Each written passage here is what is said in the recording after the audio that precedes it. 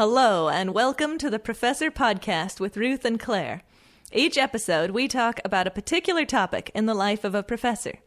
We are tenure-track faculty members in the sciences, working at a primarily undergraduate university in California.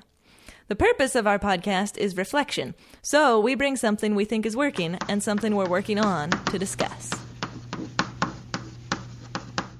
Welcome to the Professor Podcast with Ruth and Claire. I'm Claire.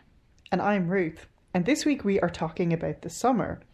But before we do that, Claire, how was your week? My week was good. One interesting thing that I was doing today was I was kind of planning out the funding for my research students and me over the summer. And I'd always seemed like it'd be kind of cut and dry, like which project are they working on, and therefore the funding gets allocated that way. But it seems like it's not always that straightforward. At least in this summer, I have one grant that's ending and one grant that doesn't start till middle of the summer, and so it's just like trying to piece together who's working on what, and it was just kind of a little puzzle that I hadn't thought about even being a puzzle until today. Well, I guess I knew that I would have to think about it, but this is the downside of getting grants. There's like, you've got too many grants. It's like, it's a bummer. Just too many grants. No. Yeah. But yeah, it's definitely complicated. Yeah, but it was fun. Yeah. What about you?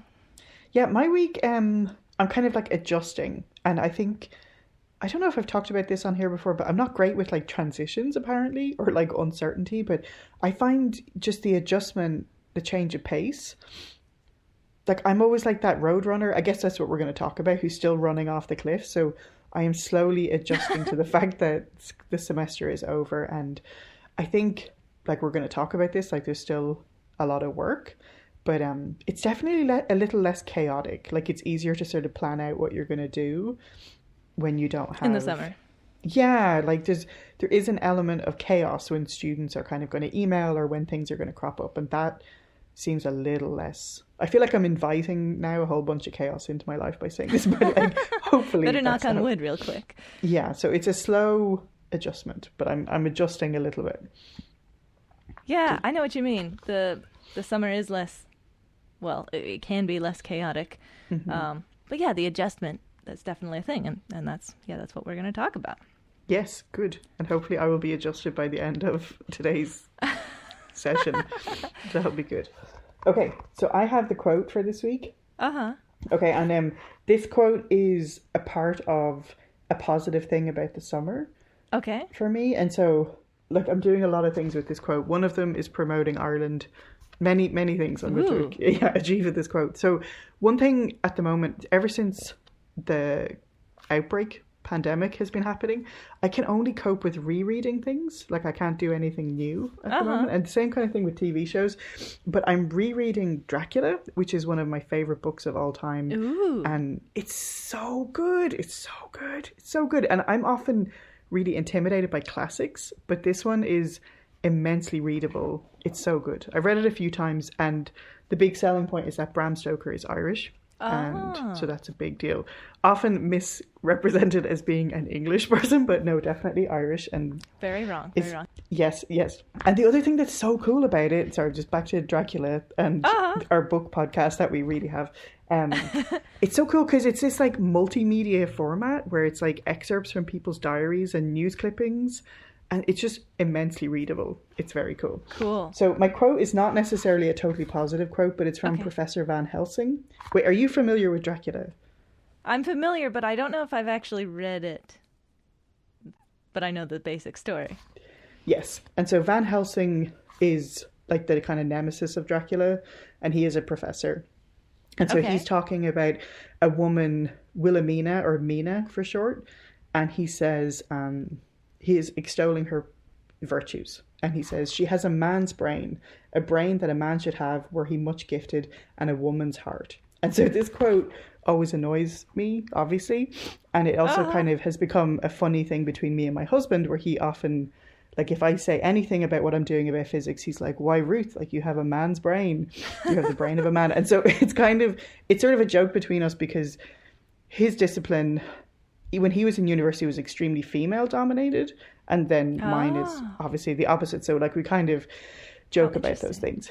Yeah, and so it's definitely irritating when you read that kind of quote, and it's definitely calling me to maybe propose a future difficult episode on gender, which is a tricky one. That will be difficult, but good one. Yeah, and I actually, this week, a positive thing too was this I read this really cool paper in The Physics Teacher, which was by Olivia Eicherman and maybe I'm getting her last name wrong, and Moses Rifkin, who they wrote this really cool paper about gender in the classroom, and it's one of the first papers I've seen that actually like gives a positive thing you could do instead of kind of just reporting on, because things are just terrible and it's always bad news, and then, which is really important and true, but it was a positive thing you could do. So anyway, I've been thinking a lot about gender, and then the Van Helsing quote really leapt out at me. And it's also just the ridiculousness of the like things that women are expected to be. Like, you must be as smart as a man, but have the woman's heart, and it's a lot. Wow. So yeah, there you go. Sorry, that was a lot to get into with the one quote. Great. But are you going to tell us later what you can do, or is that are you going to save that for the gender episode? Yeah, so he had we could definitely, maybe we could do that more in the gender episode, but he kind of described a facilitated discussion that he had with the students. Cool. And I think it was kind of extra exciting because he was male doing this, you know what I mean? And sometimes it feels, anyway, okay, I'm getting into the whole gender episode before we're there, but it was super cool, and it was this kind of very given a lot of steps about how you could facilitate this discussion, because it is terrifying to think about opening that up in the classroom. It is. But that's cool, though. Thanks for the preview about that. Yeah, sorry, I'm like foreshadowing. But okay, so tell me something, like, do you want to do, just before we start with what's working, like your general views about the summer? Yeah, so I kind of think the reason that we're having this episode is at least the reason I'm thinking about this episode is that summer can get away from you so easily, and it's easy to imagine it as this magical time when all the papers will be written and discoveries will be made and relaxation will happen, and you'll arrive in the fall completely prepared for everything. And I at least end up with unreasonable expectations for the summer, and so trying to think about how to set ourselves up to have a productive and relaxing summer without feeling bad about not doing an infinite amount of things or something. That's kind of what I was thinking. What were you thinking about the summer? I think something similar, and I think up until a few days ago, my viewpoint about the summer was really negative, and it was just like, oh great, like now I have all this stuff to do. And I think I do have some delusions about the summer, and it's a fantasy like meadow where I put everything like, oh, I'll just do that in the summer. And and then, and you know, in the last couple of years I have ended up coming into the fall semester really burnt out and tired, and so I think I feel very called to intentionality and being really I love it. deliberate. So I think I'm thinking, of course I'm thinking this summer will be different, because that's what I think every summer, but you know, maybe it will. But I think the thing is that the magic doesn't happen by accident, right? Like, you're not going to come back like super rested and ready to go, you know. And I think harkening back to some of the essentialism stuff, like, it means maybe you have to annoy some people or not, you know, but say no. Say no in order to do the things intentionally. I love it. That's great. So tell me, what are you working on? No, what's working well for you? What's working well? Well, I have written down being intentional about what I'm doing. So, mind meld here. One of the things was particularly scheduling non-work things and making sure that they are on the calendar. So, I signed up for this writing class, because writing a novel is one of my hobbies that I've been working on. And when we fully transition to being a book podcast, you can. Oh yes, we'll review it on there. That'd be great. So that's on the calendar, and we also, my husband and I, are in a band, and we specifically scheduled time where we're gonna go not to a different studio, but to our studio in the house and record our music for a whole week, as though we were out going somewhere else. You know, we've set aside that week for doing that. So, and that already several things have come up, popped up for work that were in that week, and I've been like, nope, can't do them. And that's been really and if you hadn't, fantastic. like, because we have this thing, right, where all of these things that we want to do should just get, like, squeezed in to other, right, moments, and then, you would have said yes to all of those things, and then there would be no more recording time. Yeah. And the same thing is true with work things, like what are the big things I want to do this summer, work and non-work, and make sure that those are actually scheduled and aren't just supposed to fit in around random other things that appear.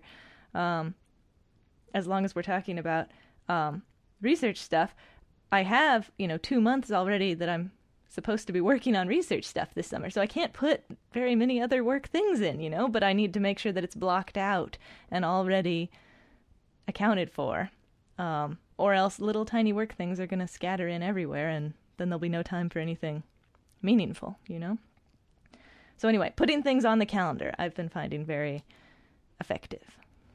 That is awesome. And because this semester I don't know why this had never occurred to me before, but this semester, whatever, like, it's a long story about childcare situations, but I had 2 days a week where I needed to leave work early and pick up the kids, and it's just for this semester only. But that's the kind of thing I would normally not put on my calendar, and then constantly get, like, meeting requests, and then be like, I'm sorry, I can't do.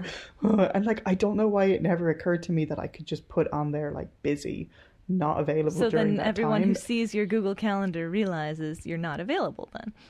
Right, and I don't know why that had never, like, so then I would just be in this, like, shame of, like, I'm sorry, I can't do the thing. But, when you just deliberately take that time, and no one, like, you kind of wait for someone to come bursting in and be like, Claire needs a break. She's taking, but right. Like, you're literally the only person who can do that. Yeah, that's super cool. I'm excited. That's like I feel like the things you're talking about, like writing a book and making music, are such perfect antidotes to the academic work we do. They're a really nice balance. Yeah. I love when I was drafting fiction a while ago. I really enjoyed that I could go from science, where everything had to be 100% accurate but not necessarily nicely written, and then I could go to the fiction where I could just make up whatever I wanted, but it had to be enjoyable to read, and it was kind of fun to have that balance. Yeah, I like that a lot. That's super cool. So what's working for you with the summer? So what's worked for me so far has been, I was just feeling this kind of frantic, like, panic, and I feel like, when things are just swirling around and around and around your head, and I kind of had this, I had this night where I have, I'm a big believer in stationery, and so I bought a new notebook, have the notebook ready. Yeah, it's always like the first stage, and then the first page, just like put everything down on there. And some of the things are tiny and some of the things are huge, and it's a little overwhelming having it all there and looking at it and being like, whoa, that's a lot of things I need to do this summer.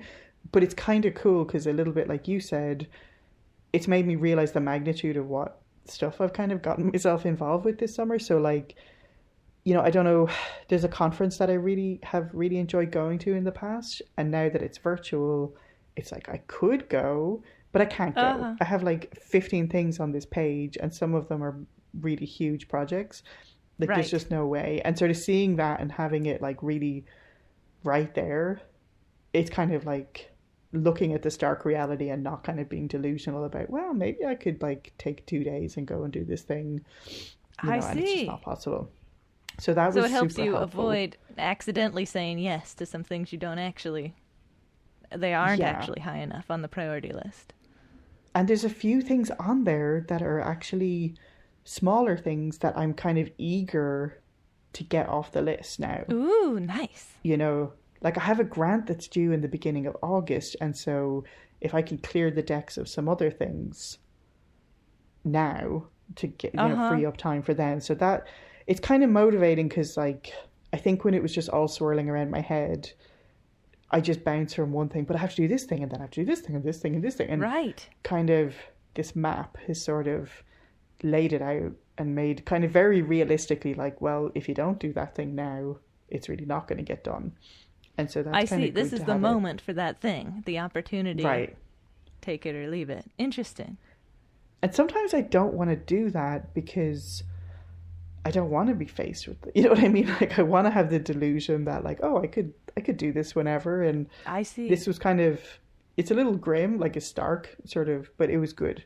And I think the other thing then that I did anyway, and partly I was like, oh, I'll do this, you know, for the students. The students in particular who are working for me are like, they've had an intense semester. But actually it's really for me to not be, I think I need a break from interacting with students even. I see. Yeah. So they're not going to start until, you know, 3 weeks after finals. And so that will, okay. It's a bit of headspace, and hopefully I can get a few other things done before I go into that kind of thing. So you're talking about that time between the end of the semester and the research students starting that's good for you and for them, hopefully. Is that what you're saying? Yeah, and I think like it's just because I know you've started already, but I think just these, you know, students in particular just seemed really burnt out. And so, but for me too, like I kind of, like I think I was saying before, it's just like this extra element of how like you're interacting with people and emails, and I kind of want to like catch my breath a bit before I do that. So I think I'm glad that's how it's worked out. Yeah, and get some of those things off the list. Get your breath caught. I love it. Yeah. Yeah. And I think pre all of this stuff, I had been planning to go to Ireland for like over a month. And so it's definitely, that was like the way I was going to take a break, you know? And so this, in a way, and it's sort of weird because I'm definitely sad about not going, but now everything is so different. It's like we're just in a different planet now. So it's not like, oh, we should have been going, because it's just, it's so improbable that we would be doing that. But now it's sort of like, in a way, instead of just having this barrier made for me of being in a different country for 4 weeks, like now I actually have to put up those barriers myself, which is a good exercise. Yeah. Well, that's cool. I like the writing it down and making those barriers since they're not there automatically. Totally. Cool. And tell me, what are you working on? I guess all the things that I was talking about this episode, just maintaining reasonable expectations about the summer and continually setting myself up to enjoy the summer. And I think that's the part that I've often missed in previous summers, is that it is a continual thing. I need to keep reminding myself to have reasonable expectations, to be intentional about what I actually want to be working on, and to not try to do 50 million things at once. Seize the summer is the phrase that I've been kicking around. I like it. Or if you're fancy, we could be like carpe summer. But yes. Yeah. Yes. Yeah. I love it. Yeah, just a continual reminder, you know, like trying to not get too bogged down in random emails and instead say, okay, what's the main thing I want to be doing? And I don't know, just reminding myself to be intentional about that is mostly what I'm working on. Yeah, and I think it's something I don't think I'm actually learning this, but I aspire to learn this, that like all of these things are a practice, and it feels like the people in the know that. But I'm always like, well, I just need to have a stern talking with myself, and then it'll be done, and then I just will know that you know. And I guess our training is so deep that we just constantly veer back to, you know, what we're used to, and it's, you constantly have to bring yourself back. Yeah, we're super practiced in whatever we've been doing, and so to get to be doing something else, to think about something else, to look at it in a different way, is going to take a lot of practice to break that habit. Which, I agree with you. It's not something that I have to remind myself that for sure. It's not something I think of intuitively. Yeah. I mean, but it will get, I'm sure it gets easier, right? Yeah. If you keep doing it. Yeah. Yeah.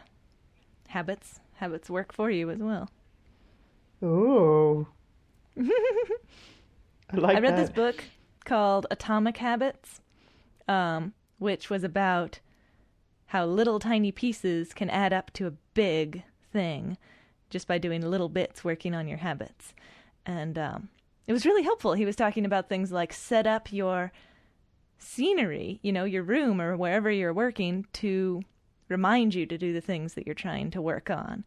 And just how to set yourself up to come up with good habits, to like stack them on each other. Like if you always have a cup of coffee in the morning and you also want to do X, well, put X on the counter next to the coffee so you remember to do it every morning, or, that kind of thing, to make it easier on yourself to actually start whatever habit you're trying to have. So I haven't quite figured out how to incorporate that into setting myself up to enjoying summer, but I'm sure there's a good way to do it. Well, you just already did it, right? You did 2 things. You signed up for this writing class. You're right. That's true. And then booking the time for the studio. That's beautiful. Yeah. Good point. Yeah. I love it. So what are you working on with this summer? I'm working on, I think like sort of hysteria. Like I'm saying like, oh yeah, I wrote down all the things, but I just feel so overwhelmed sometimes with, how many things that seemed very reasonable 3 weeks ago, and suddenly when you're here, it's like, oh geez, like this is not that reasonable. And so, right. And I think some of the thing I think is my problem is that I feel like at the beginning of the summer that I'm going to stay this tired and this worn out the whole time. And even after a week, I'm like, oh, I'm actually really like enjoying reading Dracula, and like things are like pretty mellow, like it's kind of occurring to me that I'm not going to be this exhausted the whole time. But I think good. Yeah, last week in particular, I felt like kind of really burnt out, and then looking at this mountain of stuff, and it's just like, what? That's so much, and I'm so tired. But totally, yeah, that is not a fixed state. And I think one thing that's really weird with me that I notice is I have a delay in realizing that things are different. So like in finals week, like I don't even know how many emails do you get every hour? Like it's so many. Oh man, I'd love to plot it. I know, it's like it gets more and more like hysteria and hystericalness, and like none of them are, oh yeah, get back to me whenever. It's like the final's due in 10 minutes and I need to know the answer to this question. Things are very urgent, at that point. Yes. And so I kind of, it's taken me a while to realize like there isn't that many emails, and I kind of keep checking my email and there isn't any, like nothing has, like maybe there's one every couple of hours, and I feel like my email has adjusted quicker than I have, and I'm still like, but I need to check the email. Funny. And so so I'm kind of just the delay in realizing that things are different. Totally. I know what you mean. I keep checking my email and expecting there to be so many, and there's just a few. No big deal. Yeah, and not the same urgency. Yeah, definitely not. Do you think there's any like reminders we could give for ourselves for next approaching summer? I don't know exactly what they would be, but something like, the email volume's going to go down soon, or something to help it be a little bit smoother of a transition. I think maybe we could listen to this podcast. Good idea. Hey, dear future Ruth and Claire, here's the thing you should know. So, yeah. Yeah, that's a good idea. I like it. Yeah, it's definitely always this practice, and it's always this process, and I seem to... But I guess this year, we're only 1 week in, and I'm already like, okay, things are going to be okay. Totally. Yeah, there's definitely different phases I go through of thinking about the summer, and I do feel like a little bit into the summer, things start to look a little bit nicer. And so, maybe I need to remind myself that phase is a phase, and just get there a little bit faster, knowing that it's a thing. Yeah. Cool. Well, thank you. Thanks so much, Ruth. Here's to our summer. Thanks so much for joining us on the Professor Podcast with Ruth and Claire. We're delighted to have you as a listener, and we would love to hear from you. And if you want to email us, our address is contactprofessorpodcast@gmail.com. We'd love to hear any of your suggestions for future shows or professor quotes that you might want to share with us, or even just things that have come up for you when you were listening to previous episodes. And if you've been enjoying the podcast, we would love if you would spread the word. So the best way to spread word is by telling people you know if you think they should listen to it, or you can leave us a review wherever you listen to your podcasts. Thanks so much for joining us, and we'll see you next time.